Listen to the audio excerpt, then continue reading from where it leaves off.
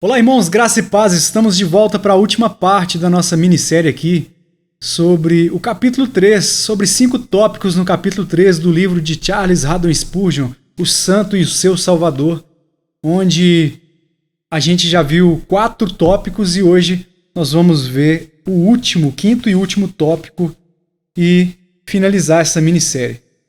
Como eu disse, eu comecei esses vídeos não em busca de aparecer, de ter meu nome falado, até porque, sinceramente, eu preferiria nem estar aqui gravando. Quem me conhece sabe do que eu estou dizendo. Não estou preocupado se esses vídeos estão sendo assistidos por 10, 100, 1000 pessoas. Eu estou preocupado em fazer aquilo que o Espírito Santo me moveu a fazer. Passar um pouquinho desse ouro que eu consegui colher quando eu li este livro. E eu espero que esteja sendo útil para você que está acompanhando e que você possa fazer o mesmo. Se aprofundar nas Escrituras, ter essa sede que há dentro de você, saciada por Cristo, porque só Ele pode saciar isso aí. Só Ele pode preencher esse buraco, esse vazio. Nem se você ganhar todo o ouro do mundo, toda a riqueza, toda a fama, todo o glamour. Pelo contrário, tudo isso vai só aumentar o seu vazio, sua angústia, sua ansiedade. E você pode observar que as pessoas que estão sempre em evidência, na fama, nos principais tabloides e jornais, etc., são pessoas que estão o tempo todo na mídia, envolvidas em problemas, fofocas, mentiras, pecados e mais pecados. E você pode ter certeza que a vida dessas pessoas, por mais que elas tenham dinheiro e fama, por mais que elas desfrutem de prazeres temporais e mundanos, por mais que elas possam até ir lá nos anéis de Saturno e surfar, se fosse possível, ainda assim elas seriam vazias. Elas podem não confessar, podem até rir e escarnecer de mim e de você. Mas no fundo, lá no fundo, só onde essa pessoa enxerga, e Deus, claro, ela sabe que ela é uma pessoa infeliz. Ela tem tudo, mas ela não tem nada. Em contraste, muitas pessoas que não têm nada,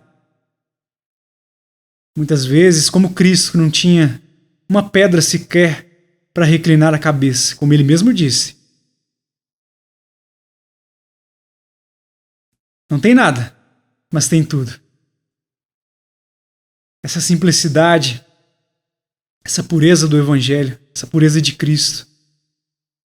Estou aqui fazendo campanha para que você seja um miserável, um pobre, não é isso.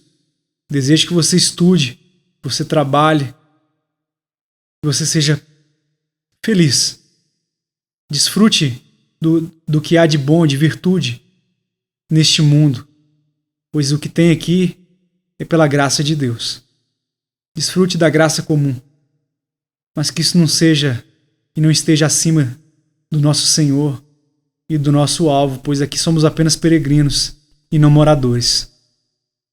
O Dr. Sproul sempre conta a história de um casal, um homem e uma mulher que juntaram um dinheiro durante um tempo para fazer a viagem dos sonhos.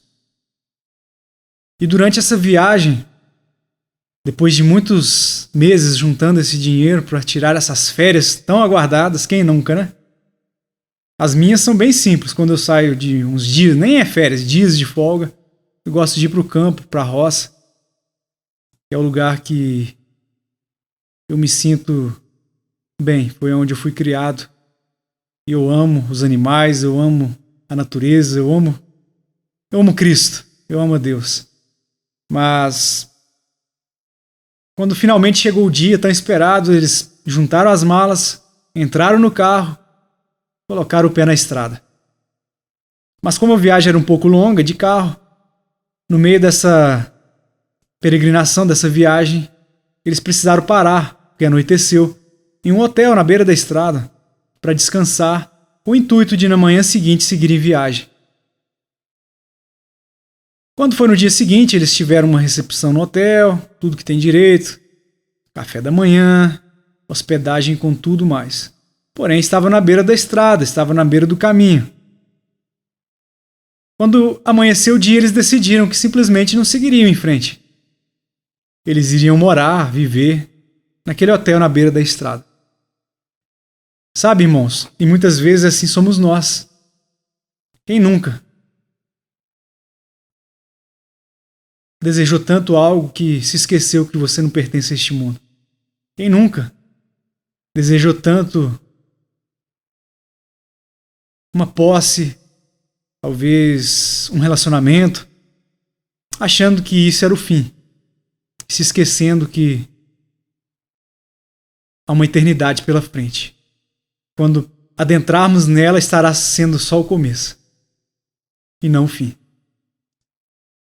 Portanto, nós vimos que todos nós temos sede. E eu falei sobre isso logo na primeira lição. E que quando nós buscamos a Deus para preencher essa sede na fonte correta, até aqueles que estão ao nosso derredor são abençoados. Sabe? Há muitas pessoas que não concordam comigo, não concordam com você. Há muitas pessoas que não gostam de mim. Seja porque de repente eu falhei com elas e elas não souberam me perdoar, ou porque elas simplesmente não gostam, porque não toleram, enfim, cada um tem seus motivos para lá. Não justificáveis, claro, mas tem. Assim, da mesma forma, talvez você tenha um colega de trabalho que não te suporta. Um vizinho, uma vizinha, ou talvez até um familiar, um irmão, um tio, um primo. Isso é comum, tá? Isso é comum, as pessoas não gostarem de nós. Mas uma coisa que eu aprendi é que elas vão te respeitar, se você for um homem de Deus. Ainda que elas até procurem brecha para te acusar, elas não vão encontrar. Porque Deus não permite. A graça dele te sustenta. Muitas vezes eu vejo pessoas que caem feio. Se machucam feio. Vão além dos limites. E eu olho para mim, eu vejo que eu tenho o mesmo potencial que essas pessoas, para ir até mais longe do que elas. Mas a graça de Deus, a graça do nosso Senhor, é que nos cerca. Ele nos escolheu.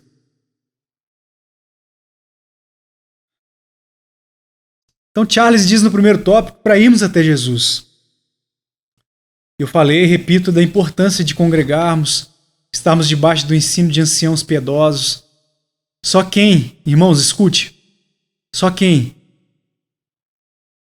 já viveu por não ter uma igreja com anciãos qualificados, porque igreja é igual boteco, tem em todo, né? Igreja é igual boteco, tem em todo lugar. Eu estou falando de igreja, congregações com anciãos piedosos, qualificados.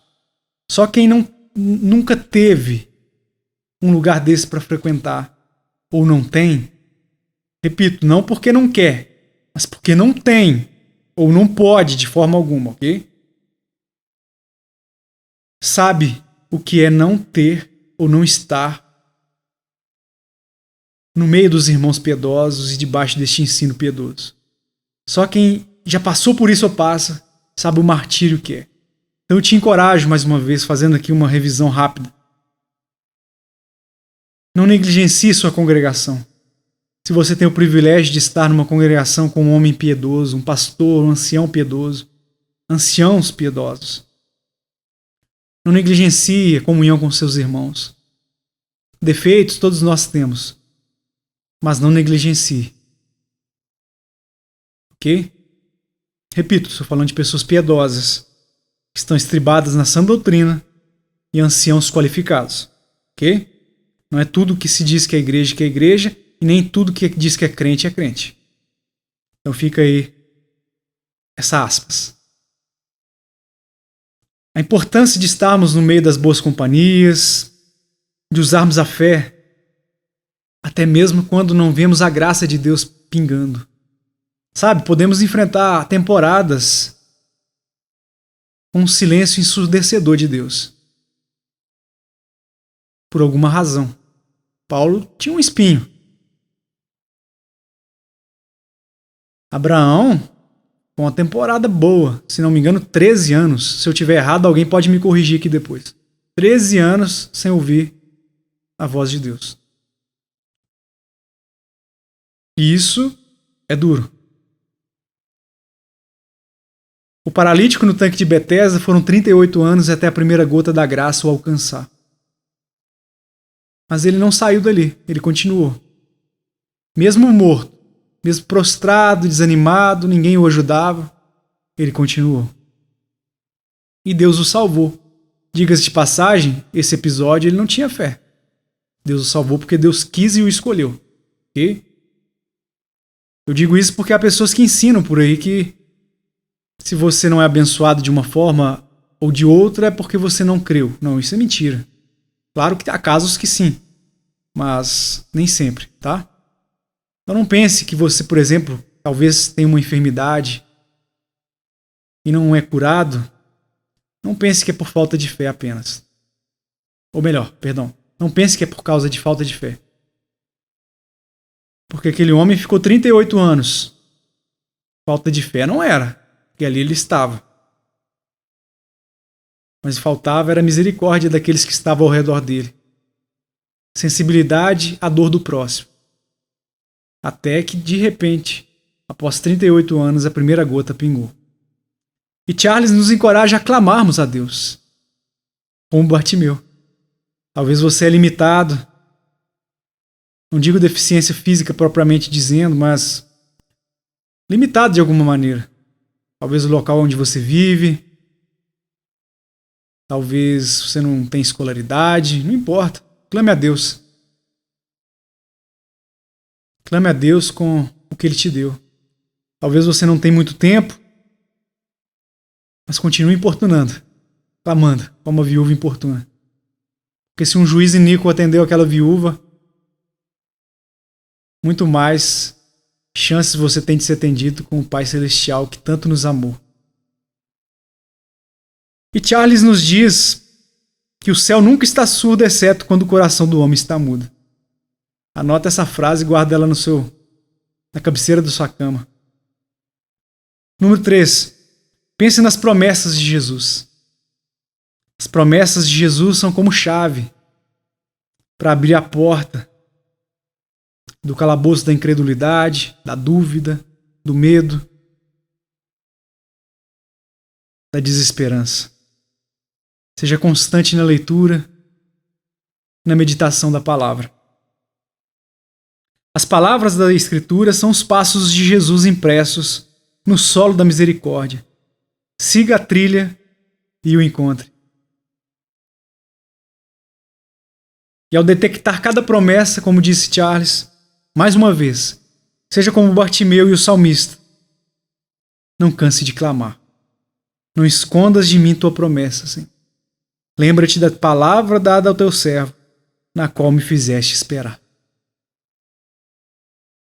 4. Medite sobre a pessoa e a obra de Jesus. Falávamos sobre a importância de conhecermos a Cristo e conhecermos sua obra. Porque na cultura em que vivemos aqui no Brasil, um país onde há muita diversificação de cultura, um país onde há todas as raças e nações misturadas e juntas. Obviamente há muitos falsos deuses. E infelizmente está impregnado em denominações intituladas de cristãs. Denominações intituladas evangélicas. E não só, mas outras seitas também. Que se intitulam cristãs. Se apropriaram do nome Cristo, do nome Jesus, de forma inescrupulosa. Sem um pingo de temor e respeito às Escrituras. Criaram um Jesus, na verdade. Se apoderaram de um Jesus que eles criaram na mente deles. Então, se crermos no Jesus errado, certamente não estamos crendo no verdadeiro Cristo, no Messias, no Filho de Deus. Ou seja, iremos nos decepcionar e certamente iremos padecer. Tanto a importância de fugirmos das falsas doutrinas, do misticismo, pragmatismo, sincretismo, paganismo. Porque tudo isso gera perca de tempo. São domingos e domingos em reuniões, rituais, e você não sai do lugar. Pelo contrário, continua mais morto do que nunca. E o próprio Satanás, ele se transfigura como um obreiro, porém um obreiro fraudulento. Isso tudo gera ausência de eficácia. Isso não tem poder, isso é vazio. Olha o que eu lembrei aqui agora. Lembra de Elias, os falsos profetas de Baal? Elias escarnecia deles. Não tinha poder para descer fogo do céu. Mas o Deus de Elias, o nosso Deus, tem. Essa é a diferença.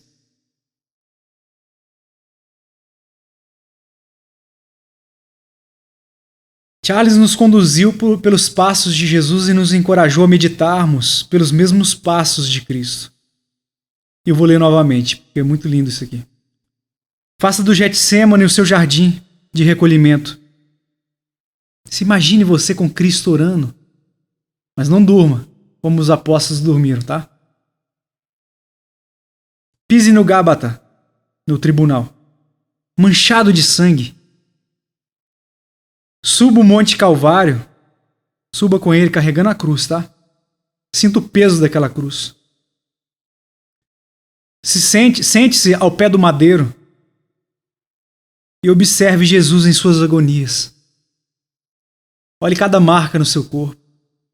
A marca dos pregos nas mãos, nos pés, a coroa de espinho, o sangue escorrendo pela madeira áspera. Ouça os seus gemidos de dor. E o maior gemido: Pai, por que me desamparaste? Naquele momento, Deus havia abandonado Cristo e despejado até a última gota do cálice da ira dele, que nos pertencia. Observe o seu sangue escorrendo. Veja sua cabeça encurvada sobre o peito morto. Depois vá até o túmulo e o veja ressurreto.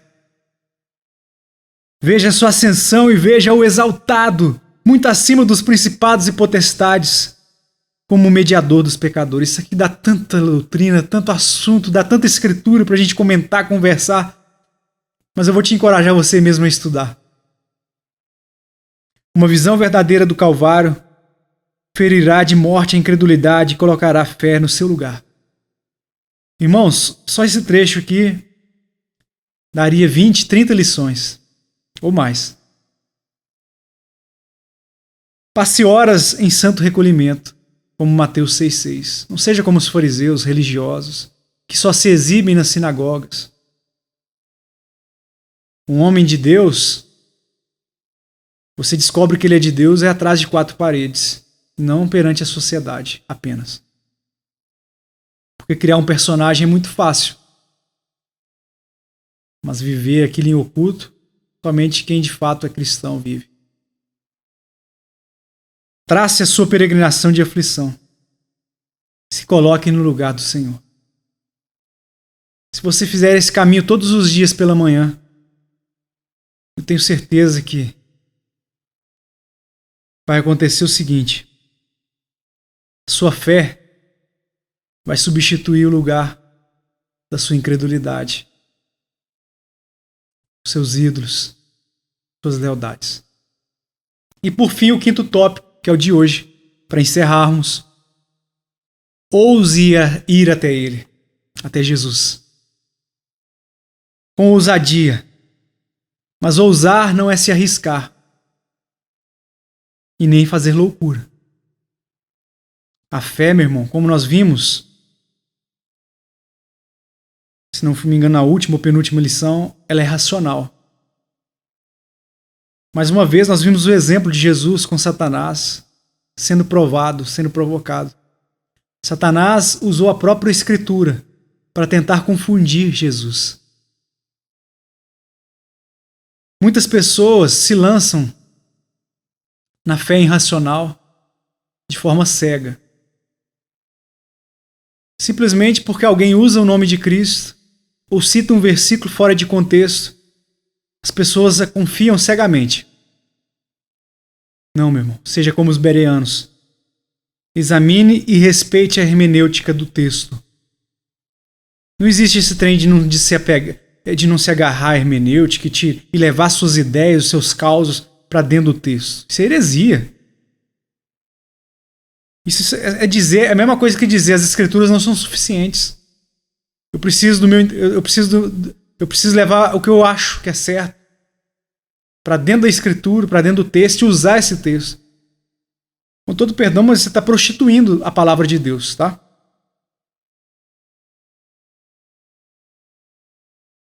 Portanto, ousar não é arriscar e nem fazer loucura.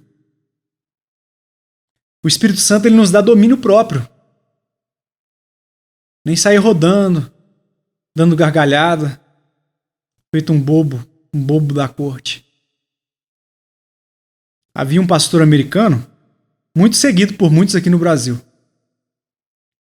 Ele inventou um negócio chamado unção do riso. E havia muitas pessoas que seguiam esse homem. Infelizmente, as doutrinas demoníacas dele são seguidas por muitos até hoje. Então cuidado, meu irmão. Nem tudo que leva o nome Jesus, de fato é Jesus. Nem tudo que diz ser a obra de Deus, de fato é a obra de Deus. Repito, se não fosse assim, os apóstolos, o próprio Cristo não teria exortado para termos cuidados. E no final dos tempos, os homens teriam comichão nos ouvidos e levantariam para si doutores segundo suas próprias concupiscências. Pessoas que falam aquilo que elas querem. Pessoas que inventam aquilo que elas desejam e não aquilo que as Escrituras dizem. O Evangelho não é assim. O Evangelho expõe a sua miserabilidade. Ele te humilha, ele te coloca de joelhos. Você não sai dando gargalhada de um culto onde a palavra de Deus é exposta. Você sai contrito, arrependido, humilhado. Se você não sai assim do culto da igreja que você vai, eu sinto em te dizer, você está numa falsa igreja. Não que você não possa sentir alívio, claro que nós sentimos. A alegria, a paz do Espírito. Mas se você não é confrontado pelo sermão de domingo que o seu pastor tem ministrado, certamente você está no lugar errado. E eu te encorajo a procurar o verdadeiro Jesus e os verdadeiros irmãos. Renuncie toda a esperança de salvação por qualquer outro que não seja Jesus. Não trago nada em minhas mãos, já diz um hino. Negue-se a si mesmo, tome sua cruz e se prostre. Toda a esperança nas suas obras, toda a esperança e confiança nas obras das tuas mãos. Eu conheci pessoas, irmãos, elas acreditam assim, ó, presta atenção. Agora, nesse momento, elas estão salvas. Por quê?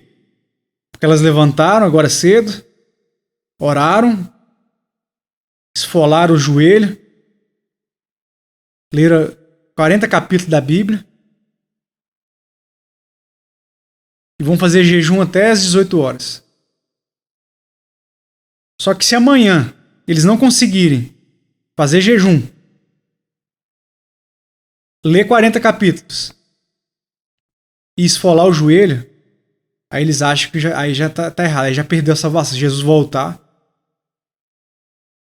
Uma vez, num tempo de ignorância, um amigo meu, hoje ele, graças a Deus, já está salvo.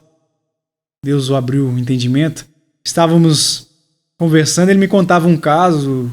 Ele estava num carro com uma pessoa, essa pessoa um pouco imprudente, e ele me disse que na hora pensou: será que eu estou salvo hoje? Eu pensei, bom, hoje? Como assim? Onde você estava, hoje você não está? Irmãos, cuidado. Cuidado com o que estão te ensinando. Renuncie toda a esperança nas suas obras. Se você ontem era salvo, hoje você não é, significa que a obra de Cristo ela é insuficiente. Ok? Devemos sim fazer um autoexame se estamos de fato caminhando em temor, em reverência, se de fato estamos nos arrependendo, sim. Mas a justificação, o martelo é batido uma só vez. O juiz não vai voltar atrás, não.